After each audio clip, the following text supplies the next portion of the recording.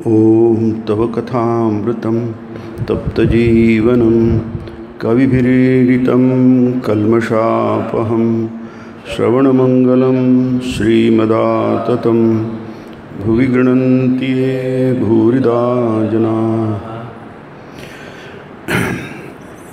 साप्ताहिक प्रवचनमालेत आपण श्रीरामकृष्ण वचनामृत आणि श्रीमद्भगवद्गीता एक चिंतन हा विषय बघत आहोत। आज थोडा उशीर होतो आहे कारण मी इथे नव्हतो, नुकताच आश्रमात पोचलो। वचनामृताचा आपण 22वा अध्याय बघत आहोत।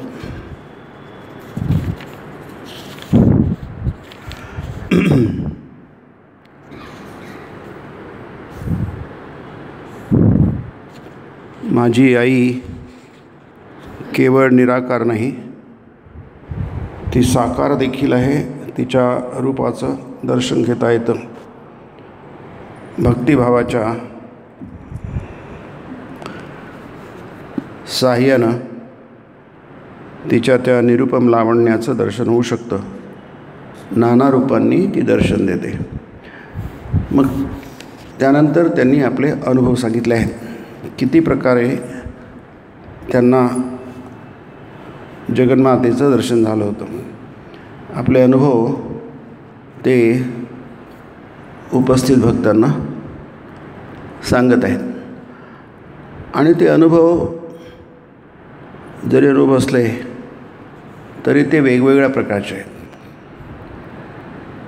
म्हणजे व्यवहारामध्ये आपल्याला जसे ते अनुभव असतात वेगवेगळ्या प्रकारचे, तसेच दैवी अनुभवसुद्धा हे वेगवेगळ्या प्रकारचे असतात।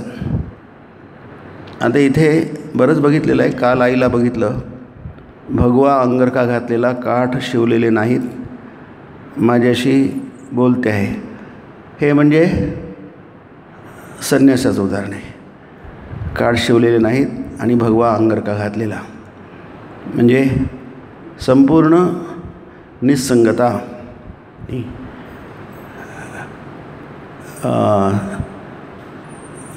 व्यवहारामध्ये आपण खूप भिन्नता बघतो आणि ते सगळेच आविष्कार असतात, ते एकाच रूपाचे असतात, म्हणून त्याला निराकार म्हणतात। आपण बघितलं की निराकार म्हणजे ज्याला काही आकार नाही असं नाही,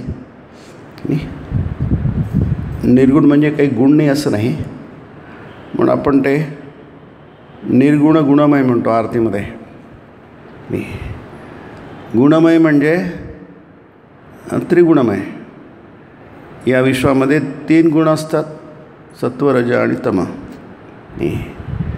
ते तिन्ही गुण निर्गुणाचेच आहेत।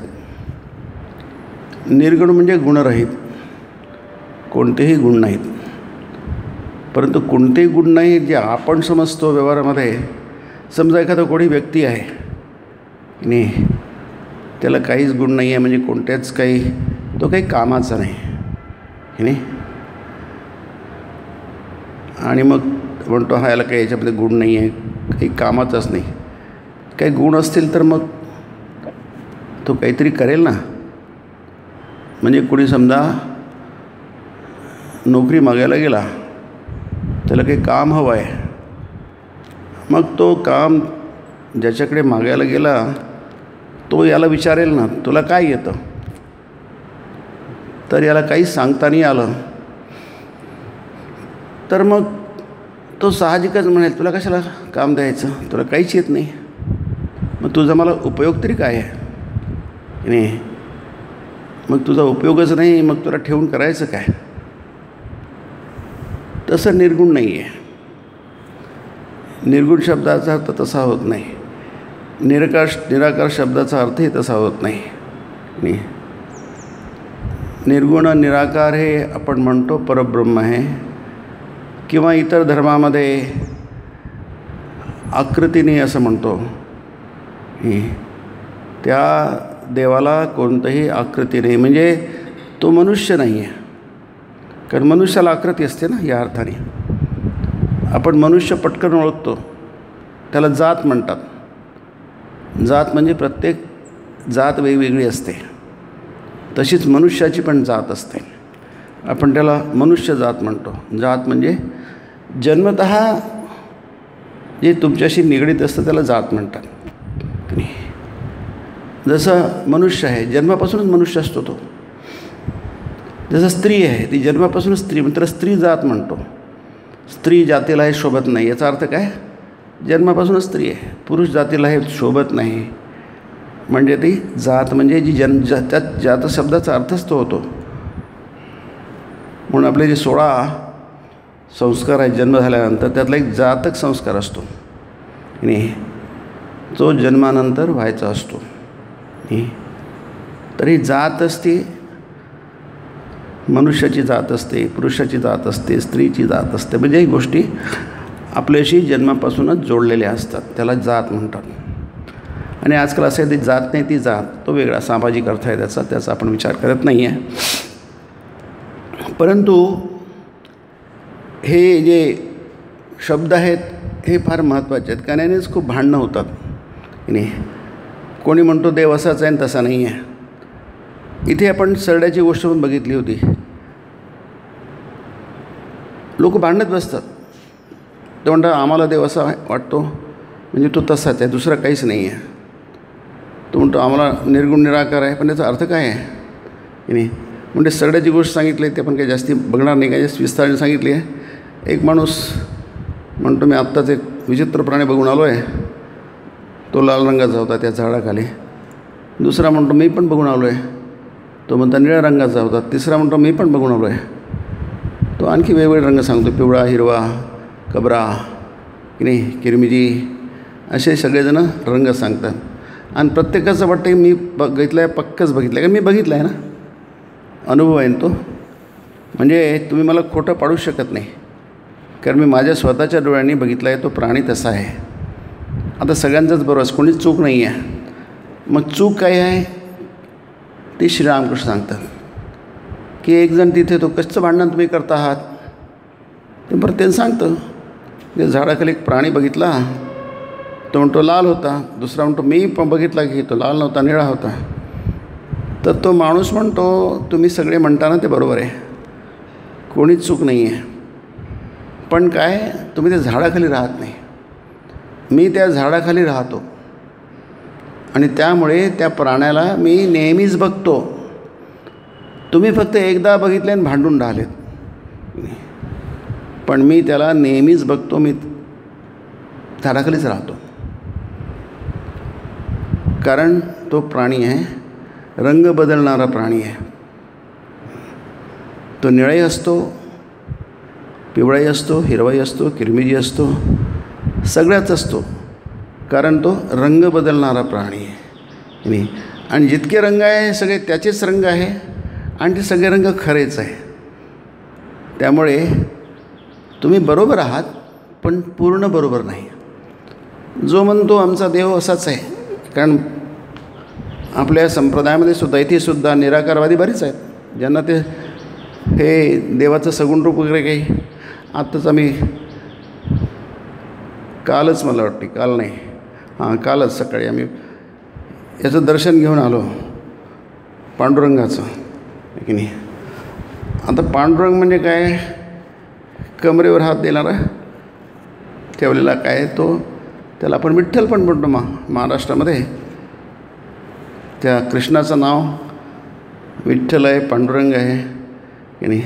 आपण कृष्ण म्हणून जास्त म्हणत नाही. सगळ्या संतांची जी कवनं आहेत किंवा तुकाराम महाराजांच्या अभंग आहेत, ज्ञानेश्वर महाराजांच्या ओव्या आहेत, जे काही आहे ते सगळं विठ्ठल आणि पांडुरंग जवळपास याच्यात येतं की नाही. पण तो आहे कृष्ण, काळा आहे, काळा दगडाची मूर्ती आहे ती की नाही. आता सगळे जे बघतात ते त्या कृष्णाला बघतात, पण ते म्हणतात काय, हा पांडुरंग आहे, विठ्ठल आहे. आता इतरांना म्हणेल हा कसला पांडुरंग, म्हणजे काय, विठ्ठल म्हणजे काय, त्यांच्या मनामध्ये होईलच. कृष्ण म्हटलं पटकन समजतील, पण पांडुरंग आणि विठ्ठल काय, हे इतर लोकांना नाही समजणार. मग कोणाला समजेल? इकडल्या लोकांना समजतील. महाराष्ट्रामध्ये समजेल, कर्नाटकामध्ये त्याला पांडुरंगच म्हणतात, विठ्ठलच म्हणतात. पण त्याच्या पलीकडे लोकांना ते काही कळणार नाही. नेमकं पांडुरंग म्हणजे काय आणि विठ्ठल काय? कृष्ण आहे तो. जसं म्हटलं की द्वारकाधीश आहे द्वारकेचा, तो आहे कृष्णच. द्वारकेचा आहे म्हणून त्याला द्वारकाधीश म्हणतात. द्वारकेचा राणा पांडवा घरी की नाही. तर द्वारकेचा राणा म्हणजे अधीश म्हणजे राजा, तो द्वारकेचा आहे. तिकडे जगन्नाथ आहे पुरीला आहे, त्याला जगन्नाथ म्हणतात. पण जगन्नाथ म्हणजे काय? तोही कृष्णच आहे, पण त्याचं रूप वेगळं आहे. तुम्ही बघितलंच, एवढे मोठे डोळे, नाक, हात काही नाही, थोट काय सगळं त्याला. आणि त्याच्या कथा आहेत ते आपण बघणार नाही, त्याची गरज नाही. पण त्याचं रूप वेगळं आहे, रंग सगळंच वेगळं आहे की नाही. तुम्ही द्वारकाधीश आहे, त्याचंही सगळंच वेगळं आहे, त्याचं रूप वेगळं, सगळंच वेगळं आहे. आणि इथला जो पांडुरंग आहे त्याचंही सगळंच वेगळं आहे. तो कमरेवर हात देऊन उभा आहे, पण ते आहे सगळे कृष्णाचीच रूप आहे की नाही. पण तिथल्या लोकांची भक्ती त्या द्वारकाधीशाची आहे की नाही. त्याला द्वारकाधीश तिथले जे आहेत लोकल लोक, गुजराती लोक वगैरे, तिकडे ओरिसाचे लोक आहेत, त्यांना तो जगन्नाथ म्हणतात, त्यांना द्वारकाधीश्वर काय ऐकायचं नाही. इकडे पांडुरंग विठ्ठल म्हणतील, पण ते आहे एकाच कृष्णाची 3 रूपं आहेत. पूर्व पश्चिम आणि हा आपला दक्षिण म्हणतात. इथे पंढरपूरला दक्षिण म्हणतात, दक्षिण काशी पण म्हणतात. तर काय एकच आहे. पण तिघांची रूपं वेगळी आहेत. ते जे भक्त आहेत, स्थानीय जे भक्त आहेत, त्यांची भक्ती त्या त्या रूपावरच आहे. मग अडचण कुठेच नाही आहे की नाही. पण भांडण का होतं, म्हणजे वादावादी का होते? त्या झाडाखाली राहत नाही. तो सरडा आहे, बहुरूपी त्याला म्हणतात. सरड्याला बहुरूपी हा एक शब्द आहे.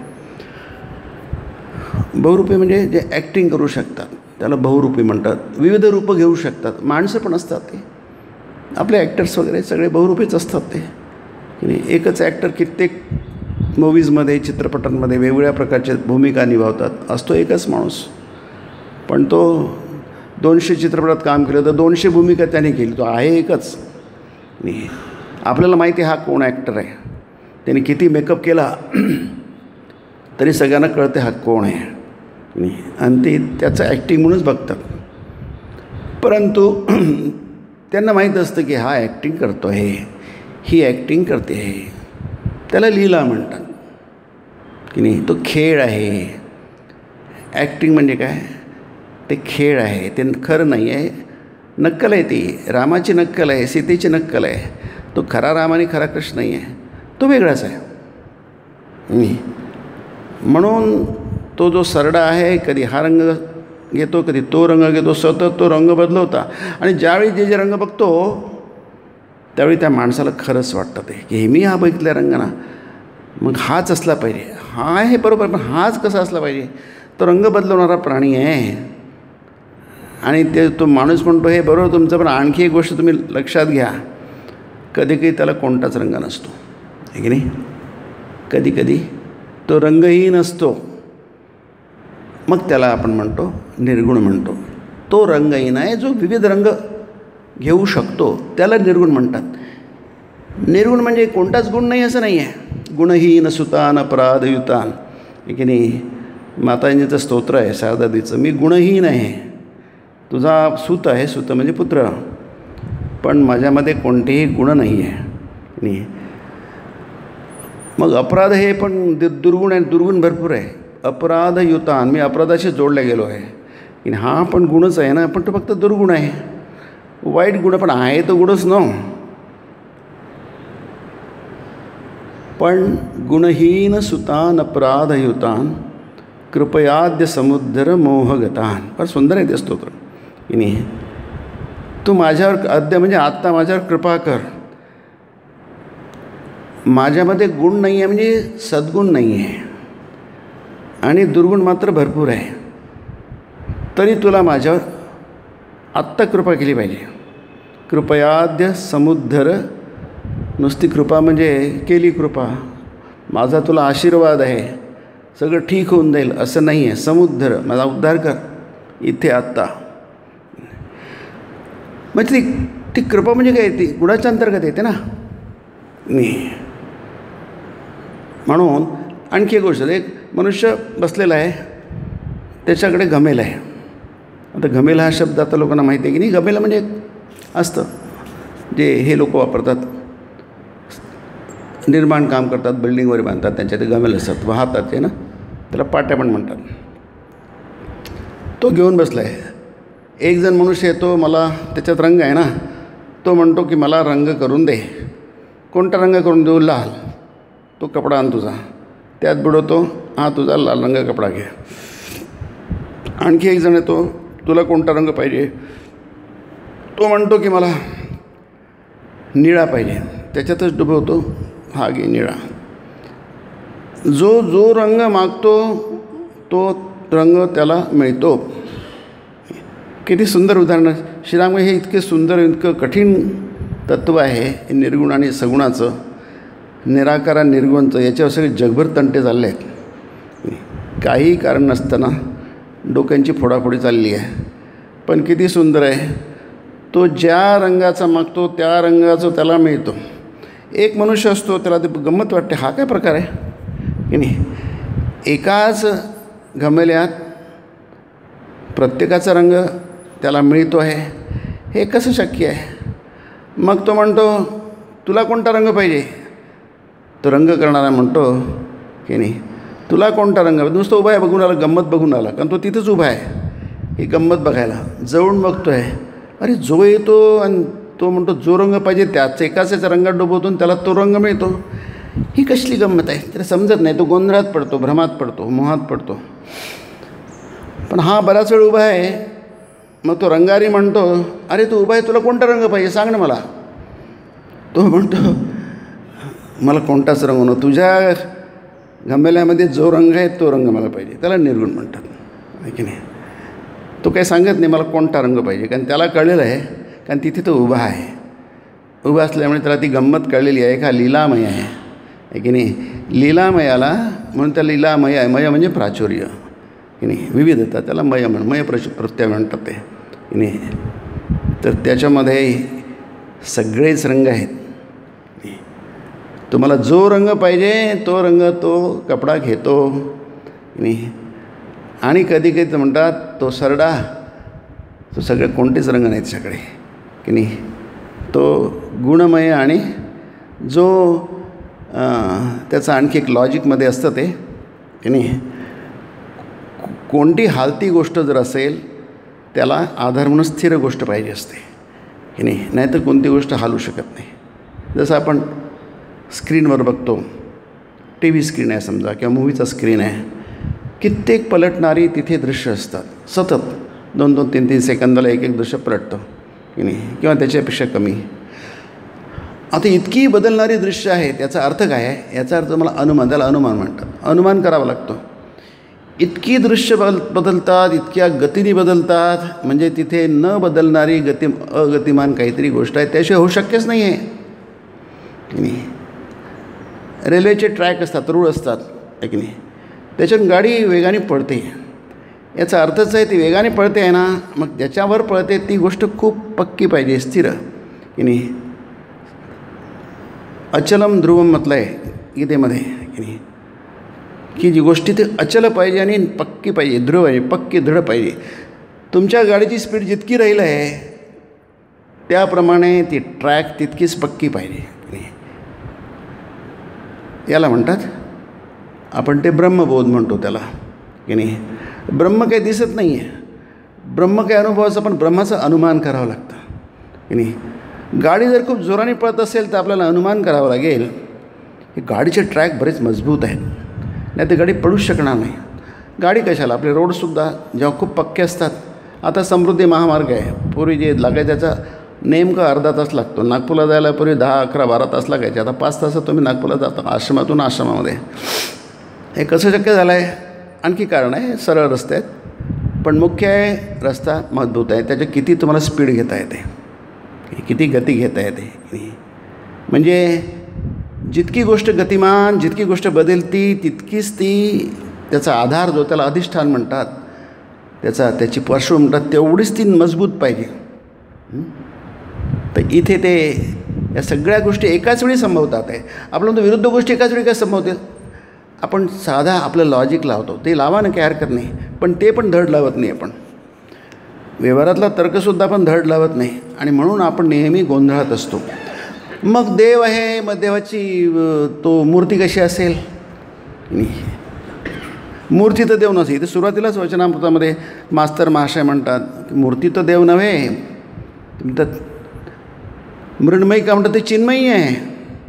ती मातीची मूर्ती नाही, दगडाची मूर्ती नाही आहे, तर ती चिन्मयी. मास्तरच्या डोक्यात काही प्रकाश पडला नाही असं ते स्वतःच म्हणतात मास्तर महाशय. माझ्या डोक्यात काही प्रकाश पडला नाही की चिन्मयी हा काय प्रकार आहे. मूर्ती जड कसं चिन्मय होणार. माती जड आहे. मातीच्या मूर्त्यात गणपती वगैरे येतात ना, मातीच्या मूर्ती असतात आहे की नाही. आता येतोच आहे श्रावण भाद्रपद अश्विन वगैरे, मूर्तीची पूजा होते, हिंदू लोक करतात. ते म्हणतात ती नाही मूर्तीने, ती चिन्मयी आहे. माती कशी चिन्मय असणार. आपले माती म्हणजे दगड म्हणजे आपल्या डोक्यात जो आहे तो भाव तो नाही आहे की नाही. कारण भक्ताला सगळीकडे चिन्मय दिसत असतं, चैतन्यमय दिसत असतं नाही. जसे रामकृष्ण लहान मुलं आहेत ना, त्यांना सगळं चैतन्यमय दिसत असतं. आपले ती खुबी गेली, आपण गमावली ती. पण लहान मुलं सगळ्यांशी बोलतात, पाखराशी बोलतात, फुलपाखराशी बोलतात. अरे थांब मला तुला पकडायचं आहे, याच्यात आहे सगळं वर्णन ते की नाही. कारण त्यांना ते असे दिसत नाही, त्यांना सगळं चिन्मय दिसतं आहे की नाही. ते काही करत असताना, खेळत असताना बोलत असतात, नेहमी बडबड करत असतात, आपल्याशीच बडबड करत असतात. कारण आपल्यासारखं त्यांना जड दिसत नाही, त्यांना चैतन्यमय दिसतं. इथे जे म्हटलं आहे की नाना रूपांनी ती दर्शन देते, हे खूप महत्त्वाचं आहे. म्हणून आपण म्हणतो कुठेही गेलं तरी हिंदू त्याला काही प्रॉब्लेम नाही आहे. तर कोणत्याही देवाचं दर्शन घेतलं म्हणून आपण म्हणतो सर्व देव देवी स्वरूपाय श्रीरामकृष्णाय नमः की नाही. इतकी देवी आहेत, इतक्या देवता आहेत की नाही, त्या आपल्याच इष्टाच्या आहेत की नाही. गोंधळ कशाला. काहीच गोंधळ नाही आहे, मोहात पाडणारी काहीच गोष्ट नाही आहे. कारण एकच जसा व्यक्ती वेगवेगळ्या भूमिका घेऊ शकतो आणि त्या सगळ्याच लोक पाहतात की नाही. आणि त्यांना कधी गोंधळ पडत नाही, ते त्यांना माहिती आहे. याच ॲक्टरने तिथे काम केलं, तिथे 100 काही लोक तो कित्येक याच्यामध्ये काम करतात की नाही. आणि लोकांना माहीत असतं हा कोण ॲक्टर आहे, सगळंच माहीत असतं. परंतु ते गोंधळात पडत नाही, कारण त्यांना हेही माहीत असतं ते ॲक्टिंग आहे, अभिनय आहे. आणि अभिनय नेहमीच कॉपी असते, ती खरी नसते नाही.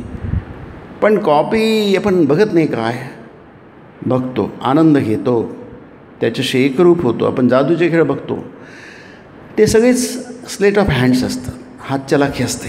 पण आपण बघतो की त्यात आनंद घेतो, टाळ्या वाजवतो की नाही. मग का वाजवतो. खोटं असेल तर का ते आहे. म्हणजे ते निर्गुण म्हणजे काय, सगुण म्हणजे काय हे आपल्याला त्यावेळी कळतं. त्यातला खरा कोण आणि कॉपी कोणती आहे हे आपल्याला बरोबर समजतं. ते जर समजलं तर हिंदूंना इथे काही प्रॉब्लेम नाही आहे. तो कुठेही जातो, इतर धर्मात जातो, काही ऐकतो, तो कोणत्याही देवाचं दर्शन करतो, कोणत्याही धर्माचं करतो, कुठेच अडचण नाही आहे. कारण त्याच्यावर ते संस्कार आहेत की देव हा विविध रूपाने नटलेला असतो. म्हणून आपल्याकडे सगळीच पूजा आहेत. सापाच्या तर नागपंचमीला नागाची पूजा होते. आताच वटपौर्णिमा गेली की नाही, वडाची पूजा होते की नाही. आपण पर्वताची पूजा करतो, झाडांची पूजा करतो, पृथ्वीची पूजा करतो. पूजेमध्ये तर पृथ्वीची पूजा पण असते. पूजेमध्येच सगळ्यांचीच पूजा होते. म्हणजे फुलं आहे त्या फुलांची आधी पूजा करावी लागते, नंतर ती फुलं देवाला व्हावी लागतात. ज्या पाण्याने तुम्ही देवाची पूजा करता त्या पाण्याच्या आधी पूजा करावी लागते. आपली गंगेची पूजा आहे, आपण माताच म्हणतो, गंगा माता म्हणतो, नर्मदेला माता म्हणतो, तिचे वाहन आहे. बैलाची पूजा होते, गाईची पूजा होते, असं काही नाही पूजा होत नाही आहे. याचं कारण आपण त्याला ती रूपं बघत नाहीत. आपण काय बघतो, तिथे चैतन्य आहे, त्या चैतन्याने हे रूप घेतलं आहे. मग आपण हे वाढवतो. मग काय, जे मूर्ती आहे या सगळ्यात बाह्य रूप आहे. मूर्तीपूजा दमादमा म्हटलं आहे. उत्तम ब्रह्मसद्भावो की नाही, सगळ्यात उत्तम पूजा किंवा उत्तम जी गोष्ट आहे ती भाव, ब्रह्मसद्भाव. ब्रह्मच आहे, सत ब्रह्माविषयी सद असणं भाव, त्याला ब्रह्मसद्भाव म्हणतात. उत्तम ब्रह्मसद्भाव ते सगळ्यात आपण किती लोकांना तो जमेल, किती लोकांना शक्य नाही. किती लोक त्यांना शक्य होतं की सगळं चैतन्यमय आहे, किंबहुना चराचर आपणाची जाहला, ज्ञानेश्वर महाराज म्हणतात. किती लोकांना भाव येऊ शकतो आपल्याला माहीत आहे, सगळ्यांच्या क्षमतेच्या बाहेरची गोष्ट आहे. आणि ज्ञानेश्वर महाराजांना सगळीकडे चर अचर, पृथ्वी म्हणजे काय, सृष्टी म्हणजे काय, चर नाही तर अचर असेल, अचर नाही तर चर असेल, हलणारी असेल का न हलणारी असेल, आणखी काय असणार की नाही. म्हणून त्याला विभागणे दोनच गोष्टीत केलं, चरा अचर. ते म्हणतात स्वतःच झाला आहे, तो सृष्टीरूप झालेला आहे, पण कोणाला शक्य आहे. मग शेवटी काय हे जमत नाही ना, बाह्यपूजा जमानो, बाह्यपूजा करा. किती चुकीची असली, चुकीचं म्हणता येत नाही, कनिष्ठ निकृष्ट असली, पण तशी निकृष्ट नाही आहे ती, कारण तुम्ही त्या चैतन्याचीच पूजा करता. ते सुरुवातीला वचनामृतामध्ये संवादामध्ये फार छान आहे. त्या देवाचीच पूजा होते. नाही, जरी तुम्ही मूर्तीची पूजा केली तरी त्या देवाचीच पूजा होते, त्या चैतन्याचीच पूजा होते. त्यामुळे तिथे कुठेच गोंधळाची बाब नाही. म्हणून हे जे म्हटलं इथे की केवळ निराकार नाही, म्हणजे निराकार आहे दुसरं काहीच नाही, त्याला केवळ म्हणतात. केवळ निराकार नाही, ते चूक आहे. ती साकार देखील आहे की नाही. तिच्या रूपाचं दर्शन घेता येतं. जसं आपण व्यक्तीचं दर्शन घेतो की नाही, ओळखतो, माझ्या ओळखीचा व्यक्ती आहे की नाही, आपण त्याच्याशी बोलू शकतो, त्याला बघू शकतो. तसंच देवाशी बोलता येतं, देवाला बघता येतं. कारण इथे हे जे मांडलेलं आहे स्टेटमेंट आहे, तिच्या रूपाचं दर्शन घेता येतं. रूप म्हणजे काय की नाही, जे तुम्ही बघू शकता त्याला रूप म्हणतात की नाही. जे बघून काहीच फायदा नाही आहे की नाही. जसं ते जगन्नाथाचं रूप आहे, आता त्याची कहाणी आहे की नाही. तो म्हणतात मी करतो, मूर्ती करतो लाकडाची, ती काष्ठ मूर्ती आहे, ती लाकडाची मूर्ती. मला कोणी दिसतं म्हणजे पूर्ण झाल्यानंतर दरवाजा उघडा, तो पण दरवाजा उघडू नको. तर राजाला तो दरवाजा उघडतो आणि ती मूर्ती अपूर्ण असते. म्हणून जगन्नाथाची मूर्ती अपूर्ण आहे की नाही.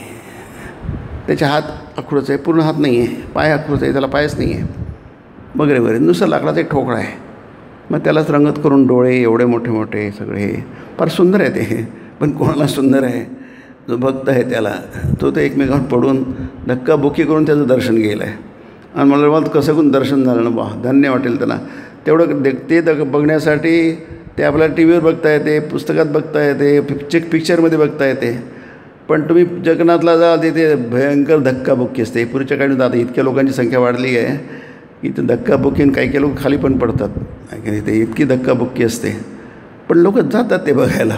ते नीट बघताही येत नाही, कारण थोडाफार अंधार असतो, तरी जातात. रामेश्वरला कुठंतरी दूर ज्योतिर्लिंग असतं, थोडंसं बारीक मिनिटा दिवा असतो, ते लोक तेच बघायला ते बघतात. कारण काय, कारण ते चैतन्याचं दर्शन आहे की नाही. आपण चैतन्य बघतो, तर कृष्ण कसाही असला, जगन्नाथ असला. आता ती रथयात्रा बघा ना तुम्ही की नाही, त्याचा ते श्लोक पण आहे, त्यांनी जो बघितलं तो मुक्त होतो असं श्लोक आहे. त्याचे अर्थ वेगवेगळे जे काय असेल ते. पण लोकांचा भाव आहे की मला देवाचं दर्शन होतं नाही, मला देवाचं. आता श्रीरामकृष्णांनी हे सांगितलं आहे ना, त्यांना प्रत्यक्ष झालेलं आहे ते. आपल्याला ते त्यांना झालं आहे आणि आपण त्याला सत्य मानतो आणि त्याचा उपयोग आपल्याला होतो की नाही. जसं विठ्ठल आहे, आपण काय बघतो, एक पाषाण मूर्ती बघतो की नाही. खूप गर्दी असते ती. देवाच्या पायावर डोकं ठेवायला लोक वेड्यासारखे तिथे रांगा लावतात. आम्ही लावली की नाही. तिथे गर्दी असते एवढी. ती पाषाण मूर्ती आहे, काळा पाषाण मूर्ती आहे की नाही. पण कितीतरी संतांनी कित्येक शेकडो वर्षांपासून त्या मूर्तीचं दर्शन त्याच रूपात घेतलेलं आहे आणि त्यांना ती मूर्तीने त्यांना प्रत्यक्ष दर्शन झालं आहे. ते नरहरी सोनारांची गोष्ट आहे ना की नाही. एकाला ते कमरेला करदोडा करायचा होता आणि तो म्हणून मी काय विष्णूचा याचा भक्त आहे, शिवाचा भक्त आहे, मला काही ते बघायचं नाही. पण तो सोनार आहे ना, दागिने घडवतो, कमरेचा तो पट्टा असतो की नाही, त्याला घडवायचं आहे. तो म्हणतो मी नाही, मला नाही करायचं ते काम, मी तर शिवाचा भक्त आहे, मला विष्णूच आहे. आता शिवामध्ये विष्णूमध्ये 2 दैवत आहे वेगवेगळी की नाही. शास्त्राने सांगितलं आहे की जे शिव आहेत तेच विष्णू आहे, जे विष्णू आहे ते शिव आहे. किंवा आपल्याकडे ते पण शिवांचे गुरु राम आहेत, रामाचे गुरु शिव आहेत. राम हे वैष्णव, विष्णूचं रूप आहे, नारायणाचं रूप आहे की नाही.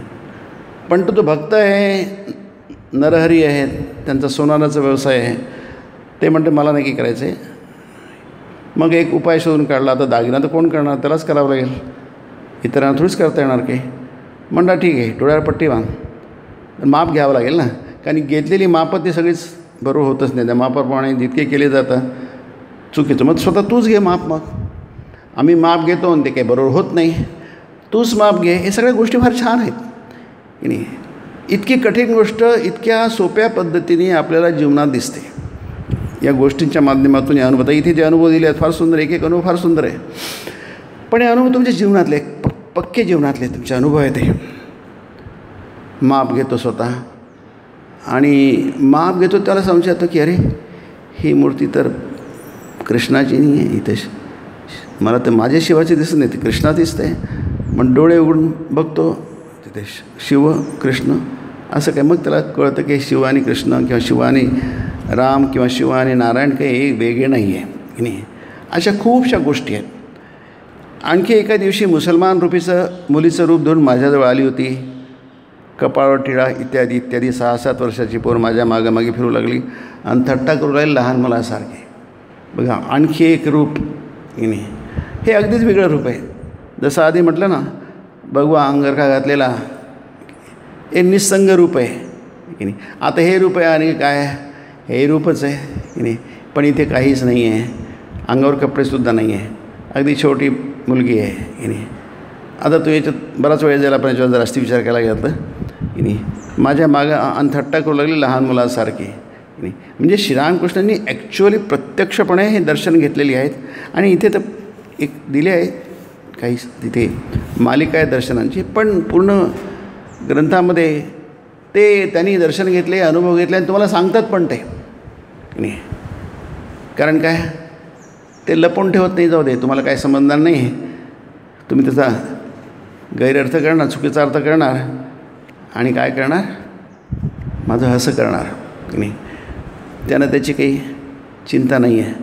तुम्ही हसलेत तर हसा, तुमचे दात दिसतील असं म्हणतात ना. तुम्ही हसा, त्यांना त्याची फिकर नाही आहे.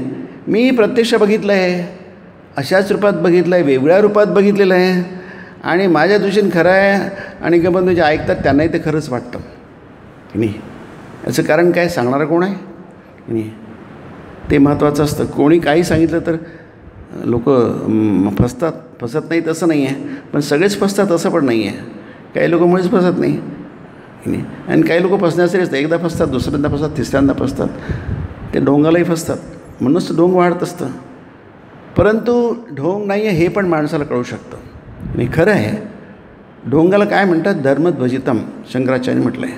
म्हणजे जसं नाही ते दाखवणं. ध्वजितम, ध्वज म्हणजे रथावर ध्वज असतो ना, या योद्ध्याचा ध्वज हा असा. जसं अर्जुनाचा ध्वज कपिध्वज होता की नाही. कपी म्हणजे वानर, हनुमंताच्या आपल्या हनुमंताचं ते चिन्ह होतं किंवा मूर्ती, किंवा हनुमान बसायचं असं म्हणजे काय असेल ते अर्जुनाच्या रथावर की नाही, त्याला कपिध्वज म्हटलं जाय. म्हणजे प्रत्येकाची ओळख दुरून जरी दिसला ना, हा अर्जुनाचं रथ आहे, हा भीष्माचं रथ आहे, हा युधिष्ठिराचं रथ आहे, हा भीमाचं, सगळं दुरून कळायचं. जसं जहाज असतात, त्या जहाजावर त्याचे ध्वज लावलेले असतात. दुरून कळतं की हे जहाज कोणत्या देशाचं आहे. त्याला म्हणतात आधीचंच कळणं नाही. म्हणजे म्हणतात त्यांनी ते आपली ओळख जगाला व्हावी अशा प्रकारची गरज नसताना फक्त दाखवण्यासाठी केलं असतं. त्याला ढोंग म्हणतात नाही. गीतेमध्ये त्याला मिथ्या आचारच उच्चते म्हटलं आहे. मिथ्या आचार आहे, तसं नाही आहे तरी तुम्ही तसं दाखवत आहात. इथे तसं नाही आहे. श्रीरामकृष्ण सांगतात आणि जे ऐकत आहेत तिथे आणि त्याच्या आधी फारच आहे, भाव समाधीमग्न श्रीरामकृष्णांची ती भावरम्य आकृती. कितीतरी वेळे ते तशाच अवस्थेत होते. शरीरात कसलीच हालचाल नाही, निस्पंद नयन, म्हणजे डोळ्यांमध्ये कोणत्याही प्रकारची हालचाल नाही आहे. श्वासोच्छ्वास होतो आहे की नाही हे समजणं कठीण. इतकी स्थिरता आहे इतकी स्तब्धता आहे, मनाची इतकी स्तब्धता आहे, इतकी स्थिरता आहे, म्हणजे समाधी. समाधी म्हणजे तुमचं मन जेव्हा खूप स्तब्ध होऊन जातं, त्याच्यामध्ये कोणताही संकल्प होत नाही, त्याला निर्विकल्प म्हणतो आपण. कोणताही विकल्पने तुमच्या मनामध्ये कोणता विचारच नाही. आपण मनाचे विचार कमी करू शकतो, त्याला ध्यान म्हणतो आपण की नाही. शनै शनै उपरमेत बुद्ध्या धृतिग्रहितया. आणि हळूहळू गीतेमध्ये 6व्या अध्यायामध्ये शनै शनी म्हणजे न सहसा, शंकराचार्य म्हणतात.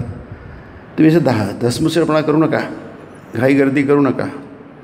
म्हणून भगवानच म्हणतात शनै शनी म्हणजे हे काय असं धसमुसळपणा घाई करण्यासारखं नाही आहे.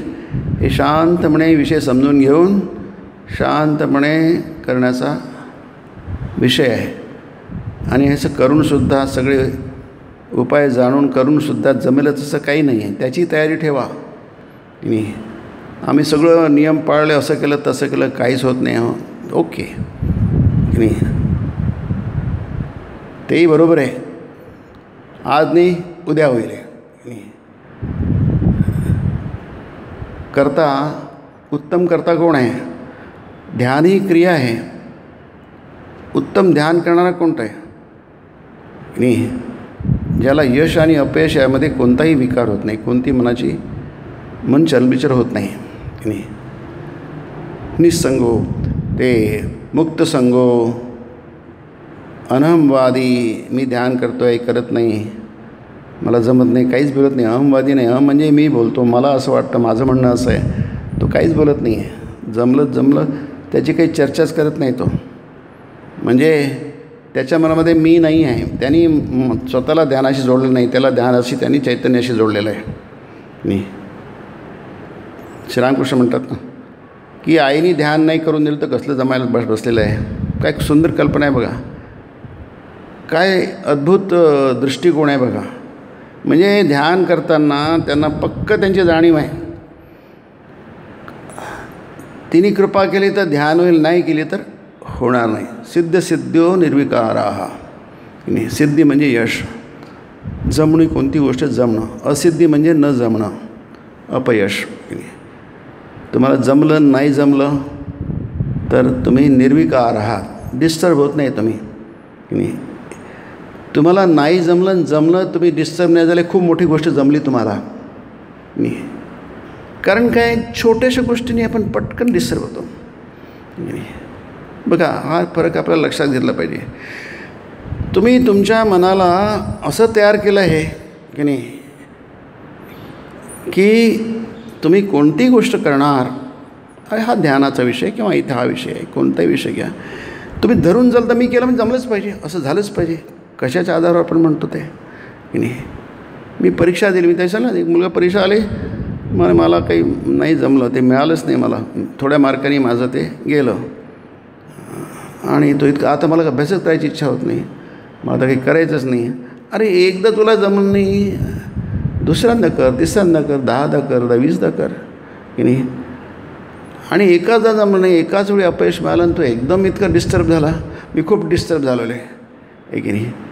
ते म्हणतात सिद्ध्यो निर्विकाराः.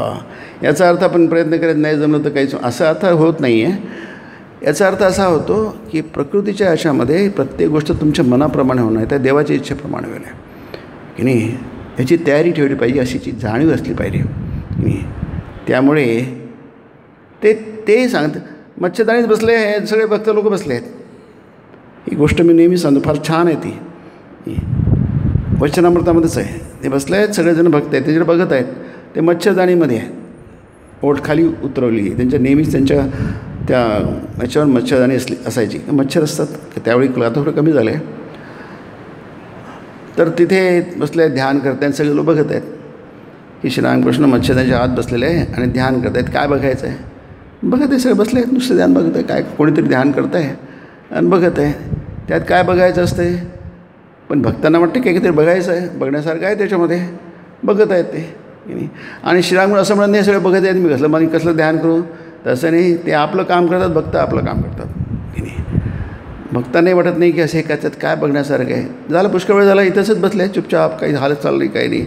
इथं छान बनलं आहे ना, कितीतरी वेळ येते तशाच अवस्थेत तुम्ही इतक्या वेळ तुम्ही काय बघणार की नाही. आणि श्रीरामकृष्ण म्हणून असंही बस नाही, अरे तुम्ही कशाला बसलेत, काय बघतात तुम्ही ते की नाही. भक्तांनाही समजते काय बघायचं, यांनाही समजते यांना काय दाखवायचं आहे की नाही. थोड्या वेळाने येतात, म्हणजे श्रीरामकृष्ण ध्यान करत आहे, बाहेर येतात, मच्छरदानी बाजूला करतात, बाहेर येतात आणि म्हणतात की ध्यान काही मला जमलं नाही आज. आणि ते म्हणतात ते ठीक आहे, आपणही म्हणतो आपल्याला ध्यान जमलं नाही. पण त्याच्या पुढे जाऊन ते म्हणतात की ते वाक्य फार छान आहे की आईने जर नाही करून दिलं ते कुठलं व्हायला बसलेलं आहे. हा भाव आपल्याकडे नसतो, तो असायला पाहिजे आहे की नाही सतत की नाही. म्हणून ते श्लोक फार महत्त्वाचं. कर्ता सात्विक उच्चते 18व्या अध्यायातला आहे तो श्लोक की नाही. त्याच्याविरुद्ध राजसिक आणि तामसिक असतो की नाही. मग आपल्याला समजते की खरा करता कोण, करता म्हणजे करणारा, कर्म करणारा तो करता असतो नाही. हे कर्म करण्यामध्ये आपली वृत्ती कोणती असावी, आपला दृष्टिकोन कसा असावा, आपली मानसिकता कशी असावी हे महत्त्वाचं आहे की नाही. म्हणजे ते धरून चला की कोणती गोष्ट केली त्याच्यामध्ये बरेचसे फॅक्टर्स असतात की नाही. सिद्धी असते, यश असते, अपयश असते की नाही. नेहमीच अपयश मिळलं असंही नाही आहे, यश पण मिळतं की नाही. नाही तर लोकांनी काही केलंच नसतं. पण अपयश पण मिळू शकतं, किती प्रयत्न केले तरी अपयश पण मिळू शकतं. तुमची वृत्ती काय आहे हा ध्यानाचा विषय की नाही. रामकृष्ण ध्यान करत आहेत, त्यांची वृत्ती काय आहे, निर्विकारा सिद्ध सिद्ध्यो निर्विकारा. त्याच्यामध्ये काय धृत्युत्साह समन्विता. धृती म्हणजे धारणाशक्ती की नाही. कोणती गोष्ट तुम्ही करायला घेतली त्याच्यात निश्चय पाहिजेत की नाही. यथा आत्मा दृढ निश्चय गीता म्हणते. तुम्ही प्रयत्न करणार आहे त्याला यथा आत्मा म्हणतो. आम्ही प्रयत्न करणार की नाही आणि स्वतःवर नियंत्रण ठेवून प्रयत्न करणार. आणि दृढ निश्चय म्हणजे पक्का निश्चय आहे. सगळंच ठीक आहे हो, तुम्ही सगळे नियम पाळले, सगळंच केलं, पण त्याच्यात ते सगळं करूनसुद्धा तुमच्या अपेक्षेप्रमाणे तसं होईलच असं नाही आहे. याचं कारण असं आहे की ते तुमचं कर्म नाही आहे. तुम्हाला वाटतं मी करणार आहे, मी करत आहे, पण तसं नाही आहे. ते आता तत्त्वज्ञान झालं ते आहे की नाही. ते जे होत आहे की नाही प्रकृत्यैवच कर्माणि गुणै कर्माणि सर्वशः अहंकार विमूढ आत्मा करता मिति मन्यते अहम करता इति मन्यते. तुम्ही करत नाही, तुम्ही करता असं म्हणता. आता आपला तर दररोजचा व्यवहार आहे की नाही, काय हरकत नाही. असं करता करताच आपल्याला कधीतरी वाटेल देवाच्या कृपेने की मी करता नाही आहे की नाही. आज ते वाटतं करताहम इति मन्यते. मन्यते म्हणजे तसा मानतो की नाही, मी करता आहे असं मानतो, पण तसं नाही आहे. 18व्या अध्यायात पण पुष्कळ झालं इथं गीतेमध्ये खूप. पण ते काहीतरी विचित्र कल्पना सांगतात असं नाही. हे सगळं तत्त्वज्ञान आहे, म्हणजे अनुभवातलं आहे की नाही. कोणाचा तरी अनुभव आहे आणि ज्याचा अनुभव आहे त्यात तो सांगतो पण आहे. असं इथे सगळे अनुभव सांगितले आहे बघा. ऋतूच्या घरी राहत असताना चैतन्य महाप्रभूंचं दर्शन झालं. आता चैतन्य महाप्रभूंचं दर्शन झालं हे ठीक आहे की नाही, पण ते कसं झालं ते पण सांगतात आहे की नाही. काळ्या किनाराचं धोतर नेसली त्यांची मूर्ती दिसली, इतकं डिटेलमध्ये सांगतात ते. आता मूर्ती बघितली आणि त्याचं धोतर नेसलेले आहेत ते, आणि त्याची किनार पण काळी आहे ते पण सांगतात ते आहे की नाही.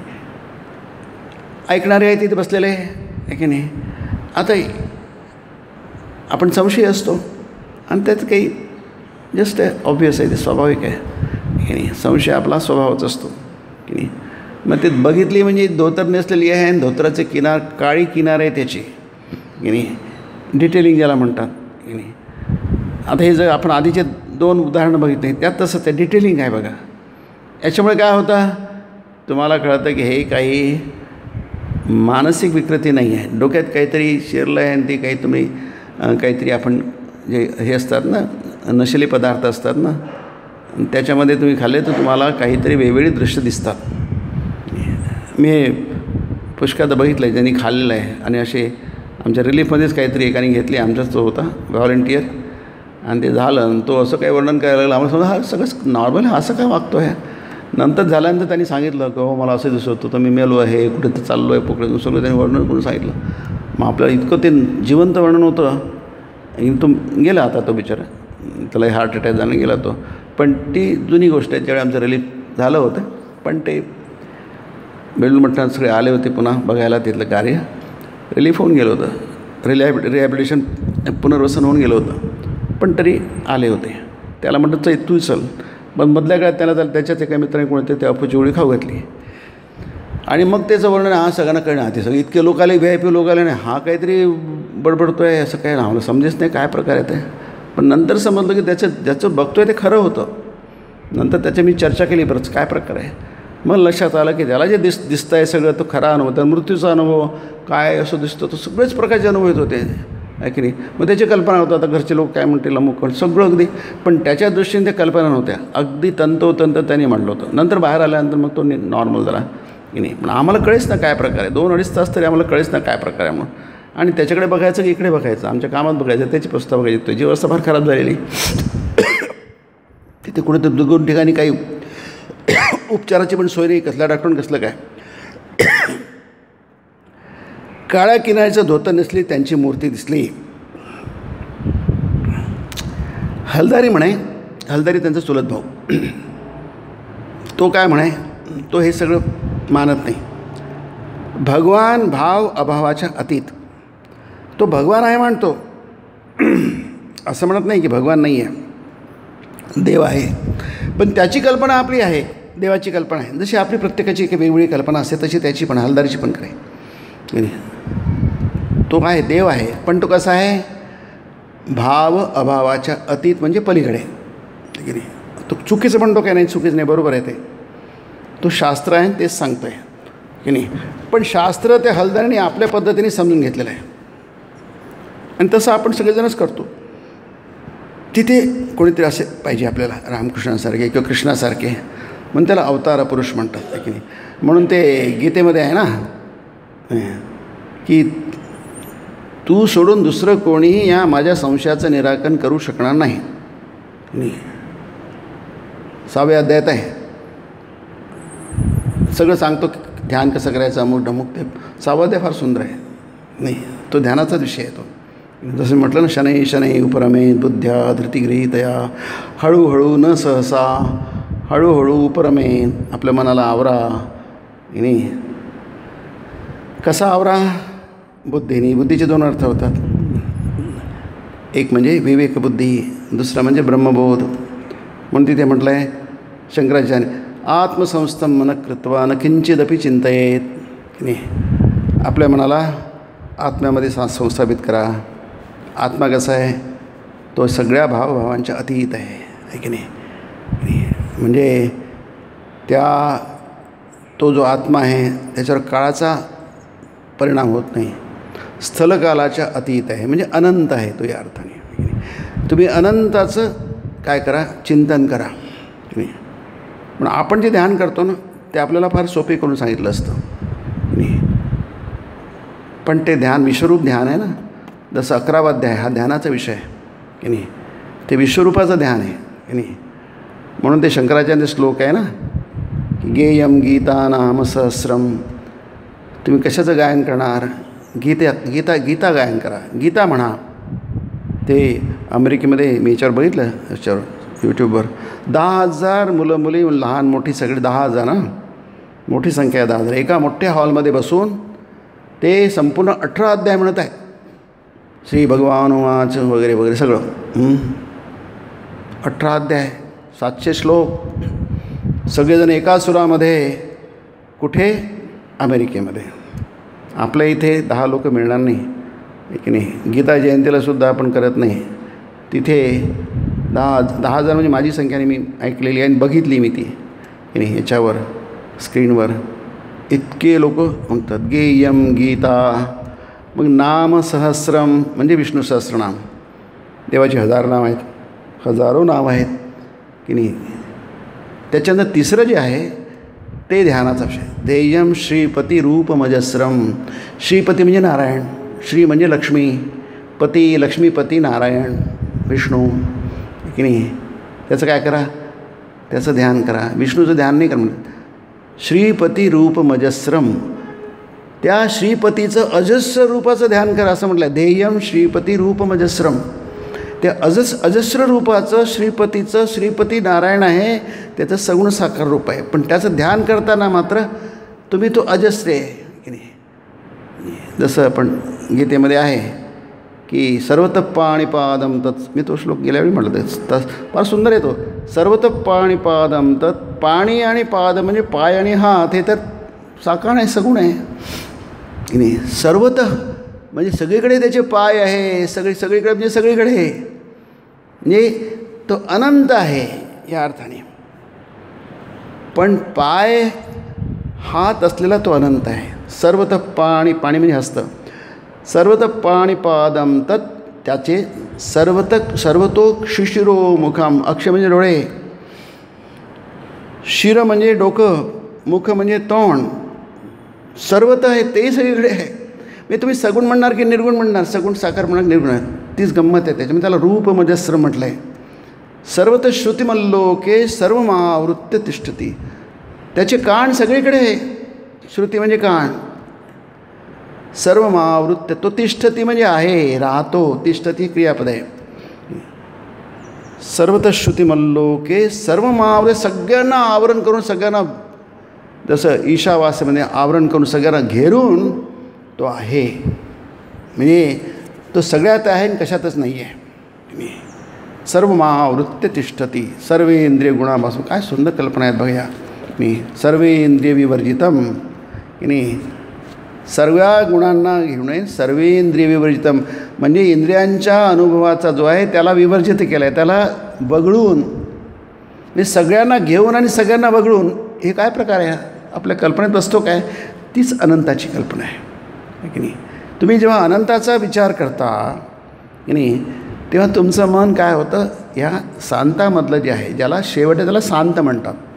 शांत हा शब्द दोन म्हणून बनलेला आहे, स अधिक अंत. तुम्हाला तेवढं व्याकरण येतं की नाही. सला असतो आणि अंतलाही असतो, अ अधिक आ होतो, म्हणून स अधिक आ अधिक त म्हणजे शांत हा शब्द आहे. शांताचा अर्थ होतो अंतसहित. अंत म्हणजे नाश, शेवट. म्हणजे शांत म्हणजे काय? ज्याची सुरुवात आहे, मध्य आहे आणि त्याचा शेवट आहे. हे पुस्तक आहे, याचं पहिलं पान आहे, मधली पान आहे आणि त्याचं शेवटचं पान आहे की नाही. तसंच जगामध्ये प्रत्येक गोष्ट त्याला प्रारंभ असतो, त्याला जन्म म्हणतात, त्याला स्थिती असते, त्याला स्थिती म्हणजे मध्यभाग, आणि त्याला काय असतो? शेवट असतो, अंत असतो. तर ध्यान करताना आपण शांताचं जेव्हा ध्यान करतो, जसं आपल्याला सांगितलं जातं उपासना, त्याला उपासना म्हणतात की नाही.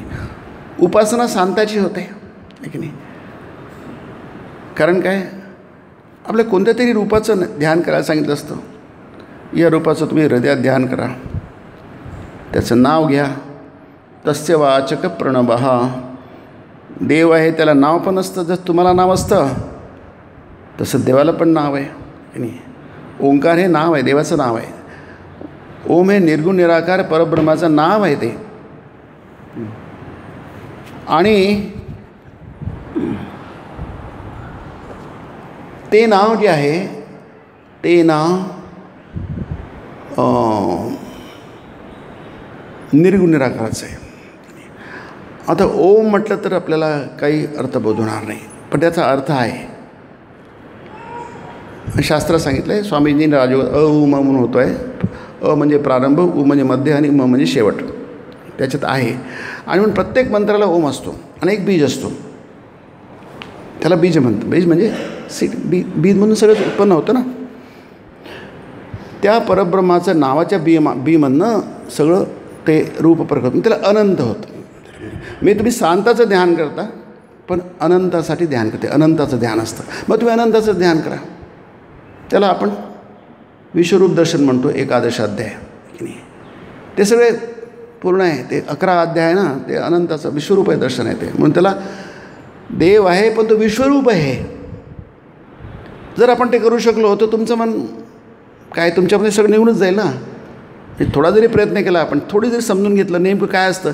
ॲक्च्युली जे ध्यान आहे ते विश्वरूपाचंच असतं, अनंताचं ध्यान करायचं असतं. कारण ते काय, कल्पनेच्या पलीकडलं असतं. म्हणजे काय, सगळ्या गोष्टींवर काळाचा प्रभाव असतो, कालाने बाधित असतात.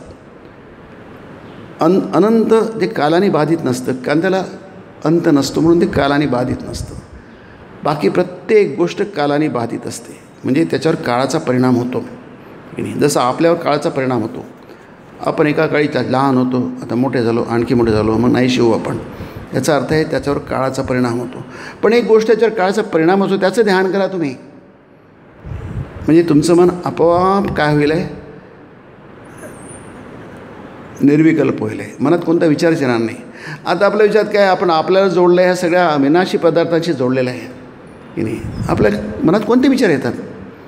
समजा तुमच्या मनामध्ये एका मिनटामध्ये 100 विचार येतात. ते 100च्या 100 विचारचे नाशाशी जोडले आहेत. त्याचा प्रारंभ आहे, मध्य आहे आणि शेवट आहे. 100च्या 100. मग ते म्हणतात ठीक आहे, त्यांनी काही फायदा होणार नाही, तुमचं मन नुसतं भरकटेल, काहीच फायदा, तुमची एनर्जी बेस्ट झाली. मग त्यातलं आपल्याला मग आनंदाचं ध्यान करा. न किंचित अपि चिंतयेत, थोडासुद्धा विचार करू नका. आत्मसंस्थं मन कृत्वा, मनाला आत्म्यामध्ये स्थापित करा की नाही.